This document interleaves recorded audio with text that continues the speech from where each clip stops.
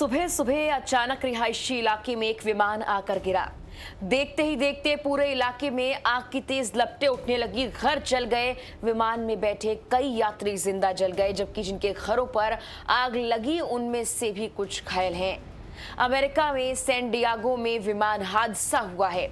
हादसा कब कैसे हुआ, मरने वालों के आंकड़े को लेकर क्या अपडेट है, बताते हैं सब कुछ आपको इस वीडियो में। गुरुवार को कैलिफोर्निया के एक इलाके में एक प्राइवेट जेट के दुर्घटनाग्रस्त हो जाने से कई लोगों की मौत हो गई, जिससे एक घर नष्ट हो गया और एक दर्जन से ज्यादा कारों में आग लग गई।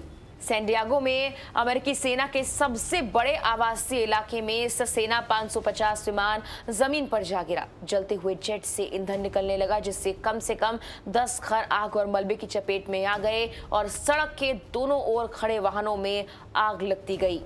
सैन डिएगो फायर डिपार्टमेंट के सहायक प्रमुख डैन एडी ने मीडिया को ये जानकारी दी है कि ये घर पूरी तरह क्षतिग्रस्त हो चुका है, लेकिन जमीन पर किसी व्यक्ति को गंभीर चोटें नहीं आई हैं। हालांकि कुछ लोग घायल हैं।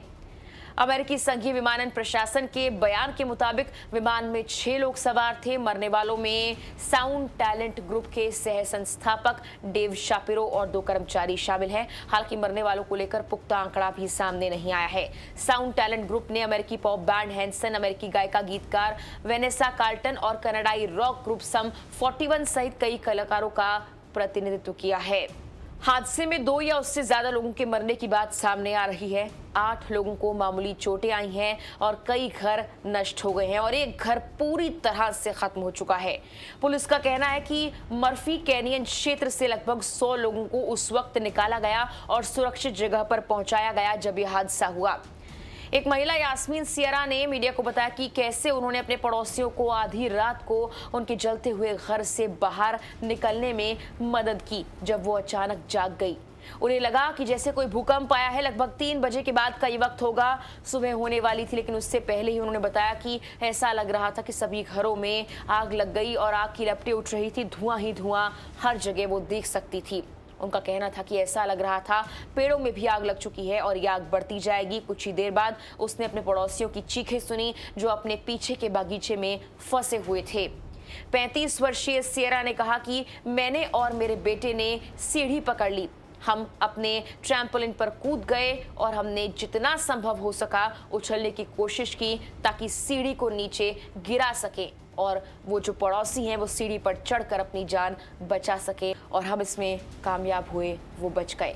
ये दुर्घटना उस वक्त हुई जब विमान कंसास से होकर आया था और मोंटगोमरी गिब्स एग्जीक्यूटिव हवाई अड्डे के पास पहुंचा था।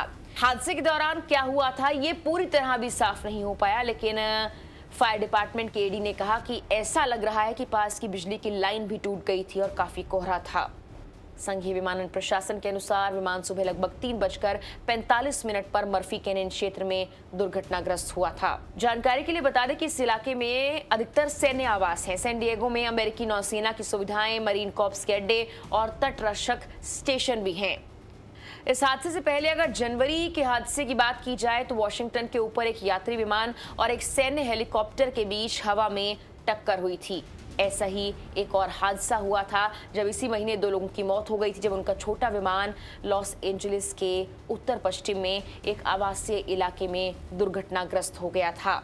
जिस क्षेत्र में अब विमान दुर्घटनाग्रस्त हुआ है वहां पहले भी कई हादसे हो चुके हैं। अक्टूबर 2021 में सैन डिएगो में एक प्लेन क्रैश हुआ था, जिसमें पायलट और एक यूपीएस डिलीवरी ड्राइवर की मौत हो गई थी और घर जल गए थे। ये प्लेन एयरपोर्ट पर लैंड करने की तैयारी में ही था, तभी ये हादसा हुआ। जबकि दिसंबर 2008 में मरीन कॉर्प्स का एक लड़ाकू विमान सैन डिएगो के यूनिवर्सिटी सिटी इलाके में एक घर से टकरा गया था, जिसमें 4 लोगों की मौत हुई थी। पिछले काफी वक्त में अमेरिका में इस तरह के कई विमान हादसे हो चुके हैं। फिलहाल के लिए इस वीडियो में इतना ही। तमाम अपडेट्स के लिए लोकमत हिंदी पर बने रहें।